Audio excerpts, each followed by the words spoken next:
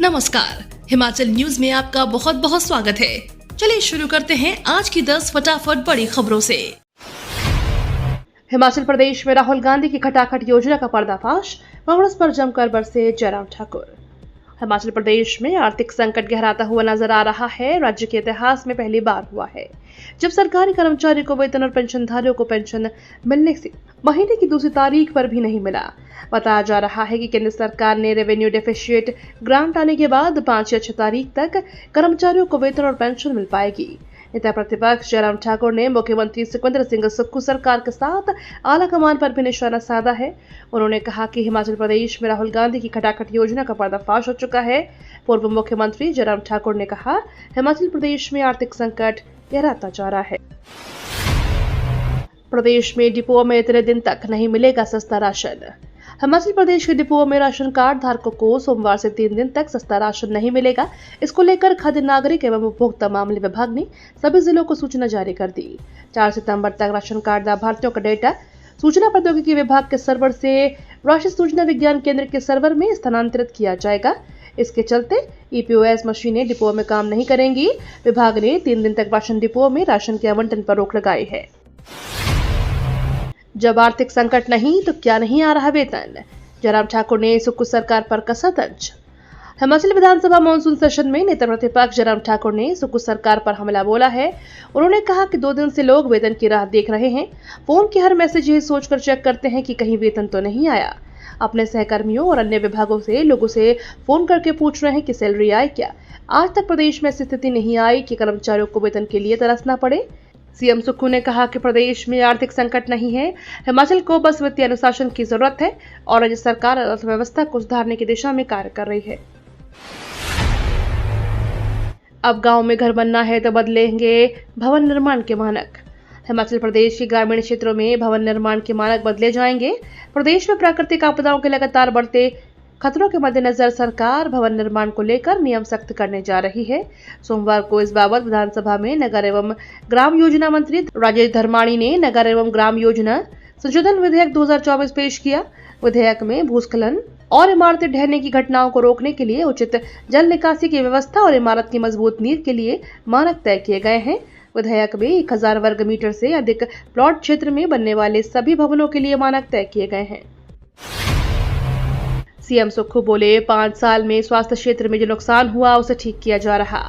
हिमाचल प्रदेश विधानसभा में प्रश्नकाल के दौरान लाहौल स्पीति की कांग्रेस सरकार प्रश्न के उत्तर में स्वास्थ्य मंत्री धनीराम शांडिल ने कहा कि स्वास्थ्य विभाग में जल्द ही भर्तियां होने वाली है। काजा और केलांग अस्पतालों में महिला स्वास्थ्य कार्यकर्ता के पद भरेंगे। सरकार ने इन क्षेत्रों में आदर्श स्वास्थ्य संस्थान खोले हैं। जल्द ही आयोग के माध्यम से डॉक्टरों के 200 पद भी भर दिए जाएंगे। एनएचएम के माध्यम से 600 पद भरे जा रहे हैं। मुख्यमंत्री सुक्खू ने कहा कि सरकार स्वास्थ्य क्षेत्र को और सुधारना चाहती है। हिमाचल में सरकारी नौकरी का सुनहरा मौका, हेल्थ विभाग में सरकार करने जा रही 600 नई भर्तियां।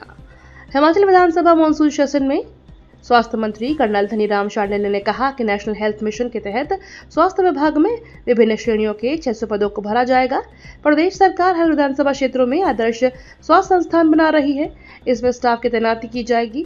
विधायक अनुराधा राणा द्वारा पूछे गए सवाल का जवाब देते हुए स्वास्थ्य मंत्री कर्नल धनीराम शांडिल ने बताया, लाहौल स्पीति के आदर्श स्वास्थ्य संस्थान में 37 फीमेल हेल्थ वर्कर के पद स्वीकृत कर दिए गए हैं।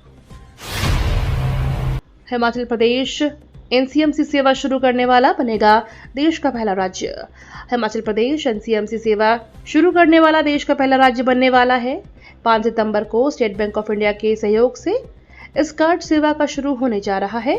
इस कार्ड से यात्री एचआरटीसी बसों के अलावा दिल्ली और बेंगलुरु में मेट्रो के किराए का भुगतान कर सकेंगे। इतना ही नहीं, रिटेल खरीदारी के लिए भी यह कार्ड इस्तेमाल किया जा सकेगा। देश विदेश से हिमाचल आने वाले सैलानियों को इस सेवा का बड़ा लाभ मिलेगा। केंद्र सरकार की ओर से राज्य परिवहन उपक्रमों में एनसीएमसी कार्ड सेवा शुरू होने की योजना है। नगर रौरिक मेमोरियल ट्रस्ट को और मजबूत करेगी सरकार। मुख्यमंत्री सुखविंदर सिंह सुक्खू ने शिमला के ऐतिहासिक गेयटी थिएटर में प्रसिद्ध रूसी कलाकार, विचारक और शांति के अग्रदूत निकोलस ग्रोरिक की 150वीं जयंती के अवसर पर मास्टर्स यूनिवर्स प्रदर्शनी का शुभारंभ किया। इस प्रदर्शनी का आयोजन international centre of the Roerich Moscow अंतर्राष्ट्रीय रोरिक मेमोरियल ट्रस्ट नगर, जिला कुल्लू और भाषा, कला एवं संस्कृति विभाग के संयुक्त तत्वाधान में किया गया है। यह प्रदर्शनी 25 सितंबर 2024 तक आयोजित की जाएगी। प्रेशर हॉर्न का इस्तेमाल करने वालों की खैर नहीं। प्रदेश में ध्वनि प्रदूषण रोकने के लिए पुलिस 15 से 3 सितंबर तक विशेष अभियान चलाएगी। इस विशेष अभियान में प्रेशर हॉर्न का इस्तेमाल करने वाले वाहन चालकों के खिलाफ पुलिस सख्त कार्रवाई करेगी। प्रेशर हॉर्न का इस्तेमाल करने पर पुलिस वाहनों का चालान करने के साथ वाहन को जब्त कर सकती है। यातायात पर्यटक और रेलवे पुलिस ने डीआईजी गुरुदेव चंद्र शर्मा ने प्रदेश के एसपी को ध्वनि प्रदूषण रोकने के लिए विशेष अभियान चलाने के लिए निर्देश जारी किए हैं। हिमाचल में दुग्ध उत्पादकों का प्रदर्शन।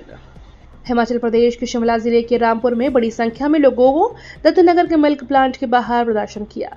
इसमें निर्मंड, रामपुर, ननखड़ी, आनी और नारकंडा के पशुपालक शामिल हुए।